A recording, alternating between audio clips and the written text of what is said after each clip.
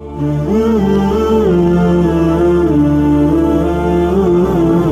اللہ الرحمن الرحیم۔ خانہ کعبہ سے 20 میٹر دور زمزم کا چشمہ کرۂ ارض پر سب سے قدیم اور پرانا چشمہ قرار دیا جاتا ہے، جس کی عمر 5000 سال سے بھی زائد ہو چکی ہے۔ آب زمزم کا ظہور کیسے ہوا اور اس کا پس منظر کیا ہے، آج کی ویڈیو میں ہم اس پر بات کریں گے۔ ویڈیو شروع کرنے سے پہلے آپ سے ایک درخواست ہے کہ اگر ابھی تک آپ نے ہمارے چینل کو سبسکرائب نہیں کیا ہے تو سبسکرائب کیجئے اور بیل آئیکن کا بٹن ضرور دبائیے۔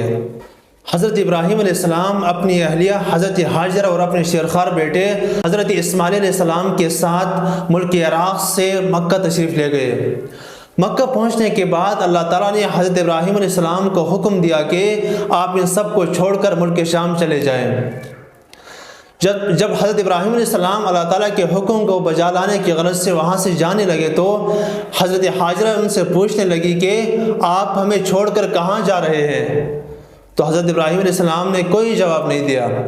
پھر دوبارہ پوچھا، تب بھی کوئی جواب نہیں ملا۔ تیسری دفعہ پوچھا تو بھی جواب نہیں ملا۔ پھر حضرت ہاجرہ نے خود پوچھا کہ کیا اللہ تعالیٰ کی طرف سے حکم آیا ہے کہ آپ ہمیں چھوڑ کر جا رہے ہیں؟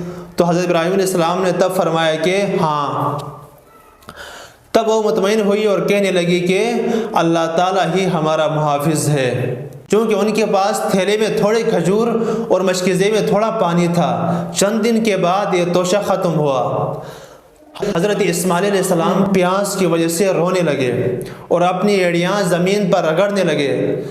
حضرت ہاجرہ پانی کی تلاش میں صفا کی پہاڑی پر چڑھی اور وہاں پر پانی ڈھونڈنے لگی۔ کبھی وہ مروہ کی طرف جاتی اور دوبارہ واپس صفا کی طرف آتی۔ اسی طرح 7 چکریں کاٹی۔ ان کو یہ خیال بھی رہتا تھا کہ کہیں کوئی بھیڑیا یا کوئی درندہ حضرت اسماعیل علیہ السلام کو کوئی غضب نہ پہنچائے۔ بالآخر وہاں سے وہ مایوس ہو کر اپنے بیٹے حضرت اسماعیل علیہ السلام کے قریب پہنچی تو یہ دیکھ کر حیران رہ گئی کہ جہاں پر حضرت اسماعیل علیہ السلام ایڑیاں رگڑ رہے تھے وہاں سے اللہ تعالیٰ نے ایک چشمہ جاری کر دیا ہے۔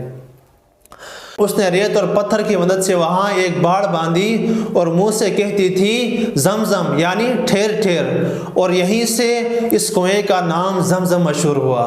اس پانی کو پرندوں نے بھی دریافت کر لیا تھا، چنانچہ وہ وہاں پر غول کی شکل میں منڈلا رہے تھے۔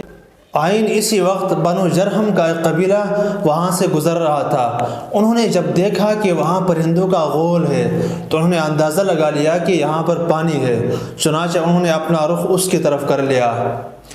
جب وہ وہاں پہنچے تو یہ دیکھ کر ان کی حیرت کی انتہا نہ رہی کہ وہاں پانی بھی موجود ہے اور وہاں ساتھ میں ایک ماں اپنے بچے کے ساتھ موجود ہے۔